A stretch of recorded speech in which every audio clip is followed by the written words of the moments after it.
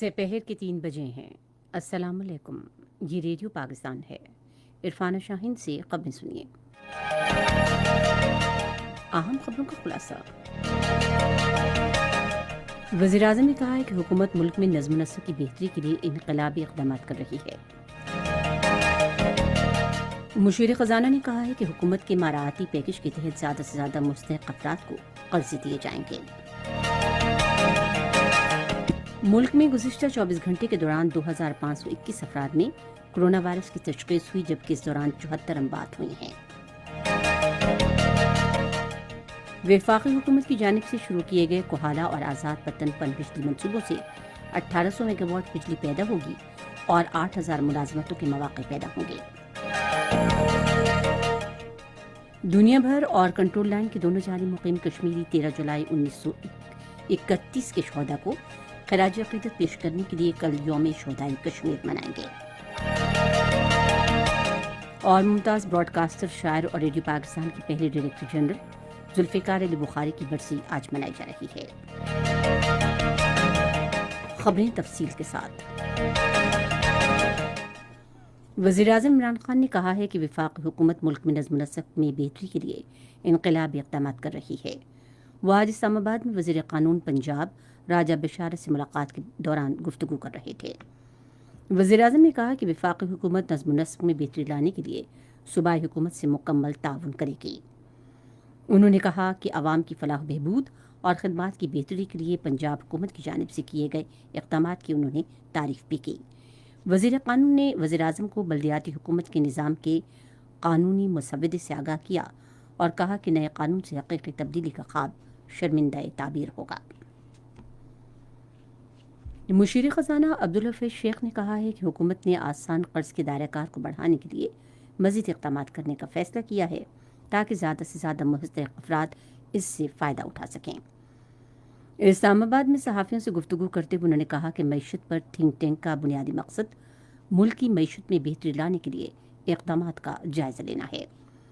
مشیر خزانہ نے کہا کہ اقتصادی ماہرین نے وزیراعظم کی جانب سے تعمیراتی صنعت کو فراہم کی گئی مراحت پر عمل درآمد کا بھی جائزہ لیا۔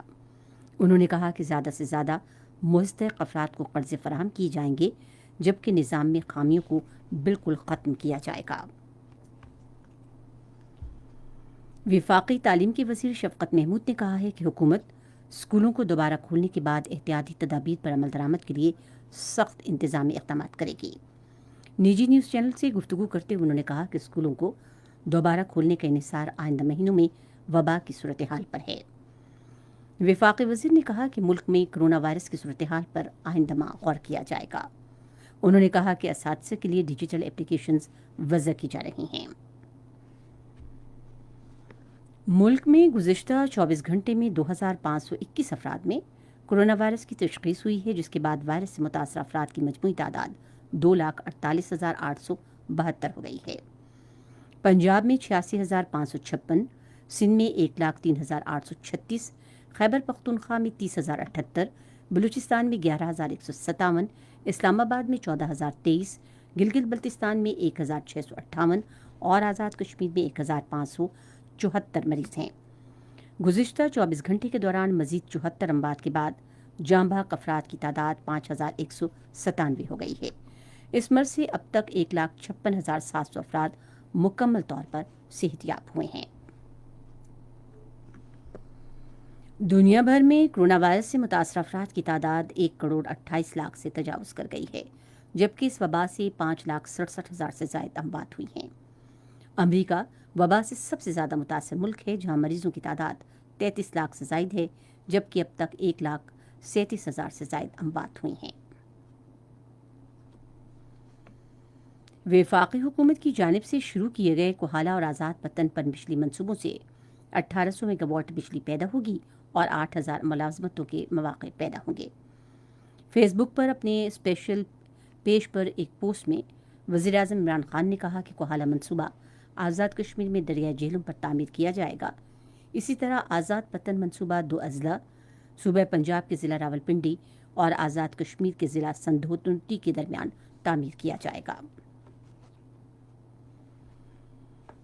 وزیر اعلیٰ پنجاب سردار عثمان خان بزدار نے تمام رکاوٹیں ہٹا کر گریٹر تھل کنال کے دوسرے اور تیسرے مرحلے پر کام شروع کرنے کی ہدایت کی ہے۔ لاہور میں ایک اجلاس کی صدارت کرتے ہوئے انہوں نے کہا کہ گریٹر تھل کنال کی تکمیل سے جنوبی پنجاب کے 5 اضلاع میں لاکھوں ایکڑ اراضی سیراب ہوگی۔ ادھر ایک بیان میں وزیر اعلیٰ نے کہا کہ صوبے میں 10,000 ایکڑ اراضی پر اقتصادی زونز اور انڈسٹریل اسٹیٹس قائم کی جا رہی ہیں۔ انہوں نے کہا کہ حکومت صوبے میں صنعتی شعبے کے فروغ کے لیے سازگار اصلاحات کر رہی ہے۔ یہ خبریں آپ ریڈیو پاکستان سے سن رہے ہیں۔ دنیا بھر اور کنٹرول لائن کے دونوں جانب مقیم کشمیری 13 جولائی 1931 کے شہداء کو خراج عقیدت پیش کرنے کے لیے کل یوم شہدائے کشمیر منائیں گے۔ مقبوضہ کشمیر میں کل جماعتی حریت کانفرنس نے کشمیری عوام سے مکمل ہڑتال کی اپیل کی ہے۔ ڈوگرا مہاراج کی فوج نے 13 جولائی 1931 کو عبد القدیر کے خلاف عدالتی کارروائی کے دوران سری نگر میں سینٹرل جیل کے باہر یکے بعد دیگرے 22 کشمیریوں کو شہید کیا تھا۔ عبد القدیر نے کشمیری عوام کو ڈوگرا حکومت کے خلاف متحد ہونے کو کہا تھا۔ کل جماعتی حریت کانفرنس کے ترجمان نے سری نگر سے جاری ایک بیان میں کہا کہ 13 جولائی 1931 کو نماز ظہر کے وقت ایک نوجوان نے اذان شروع کی، لیکن مہاراجہ کے سپاہیوں نے اس کو گولی مار کر شہید کر دیا۔ تاہم آذان کی تکمیل تک 22 نوجوانوں نے اپنی جانوں کا نذرانہ پیش کیا۔ ترجمان نے کہا کہ ہڑتال کی کال کا مقصد تنازع کشمیر کے پرامن اور منصفانہ حل کی ضرورت پر زور دینا اور کشمیری عوام سمیت حریت رہنماؤں کے خلاف جارحیت ختم کرنا ہے۔ انہوں نے اس دن سری نگر میں نقش بند صاحب مزار شہداء کی جانب مارچ کرنے کی اپیل بھی کی، جہاں 1931 کے شہداء مدفون ہیں۔ مقبوضہ کشمیر کے ضلع بارہمولہ میں آج بھارتی فوج نے ریاستی دہشت گردی کی اپنی تازہ کارروائی میں ایک کشمیری نوجوان کو شہید کر دیا۔ نوجوان کو ضلع کے علاقے سوپور میں محاصرے اور تلاشی کی کارروائی کے دوران شہید کیا گیا۔ ادھر مقبوضہ کشمیر کے دارالحکومت سری نگر میں بھارتی فوج نے آج سینئر حریت رہنما اور تحریک حریت جموں کشمیر کے چیئرمین محمد اشرف صحرائی کو گرفتار کر لیا۔ محمد اشرف صحرائی کو کالے قانون پبلک سیفٹی ایکٹ کے تحت گرفتار کیا گیا۔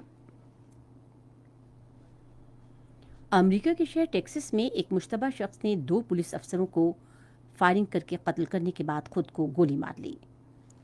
ممتاز براڈ کاسٹر، شاعر اور ریڈیو پاکستان کے پہلے ڈائریکٹر جنرل ذوالفقار علی بخاری کی برسی آج منائی جا رہی ہے۔ اس حوالے سے تفصیل ریڈیو پاکستان کے بھاولپور کے نمائندے سجاد پرویز کی اس رپورٹ میں۔ زید بخاری کا پورا نام ذوالفقار علی بخاری تھا۔ وہ سن 1904 میں پشاور میں پیدا ہوئے تھے۔ بخاری صاحب کو بچپن ہی سے اسٹیج ڈراموں میں کام کرنے کا شوق تھا، چنانچہ انہوں نے پہلی مرتبہ شملہ میں امتیاز علی تاج کے مشہور ڈرامے انارکلی میں سلیم کا کردار ادا کیا اور خوب داد تحسین حاصل کی۔ قیام پاکستان کے بعد بخاری صاحب ریڈیو پاکستان کے پہلے ڈائریکٹر جنرل مقرر ہوئے۔ نومبر سن 1967 میں کراچی میں ٹیلی ویژن اسٹیشن قائم ہوا تو وہ اس کے پہلے جنرل مینیجر مقرر ہوئے۔ بخاری صاحب ایک اعلیٰ ماہر نشریات ہی نہیں بلکہ ایک بلند پایہ صداکار بھی تھے۔ دفعہ دہر سے باطل کو مٹایا کس نے؟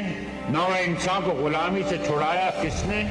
میرے کعبے کو زمینوں سے بسایا کس نے؟ میرے قرآن کو سینوں سے لگایا کس نے؟ انہوں نے بمبئی میں بمبے خان بن کر اور کراچی میں جمعہ خان جمعہ بن کر صداکاری کے جوہر دکھائے۔ انہوں نے ریڈیو کے متعدد ڈراموں میں بھی صداکاری کی، جن میں سب سے زیادہ شہرت لائٹ ہاؤس کے محافظ نے حاصل کی۔ انہوں نے اپنے بڑے بھائی پطرس بخاری کی یاد میں ایک کتاب بھائی بھائی کے نام سے لکھنی شروع کی تھی، مگر یہ کتاب مکمل نہ ہو سکی۔ زید بخاری کراچی میں سوسائٹی کے قبرستان میں آسودہ خاک ہیں۔ ریڈیو پاکستان آج تیسرے پہر 3:30 بجے اپنے قومی پروگرام میں ممتاز براڈ کاسٹر اور مصنف ذوالفقار علی بخاری کی برسی کے سلسلے میں فیچر پروگرام نشر کرے گا۔ ایک اور قومی پروگرام میں 3:50 پر ممتاز فلمی شاعر سیف الدین سیف کی برسی پر بھی فیچر پروگرام نشر ہوگا۔ اور اب موسم کی صورتحال کے لیے محکمہ موسمیات کے نمائندے کی یہ رپورٹ۔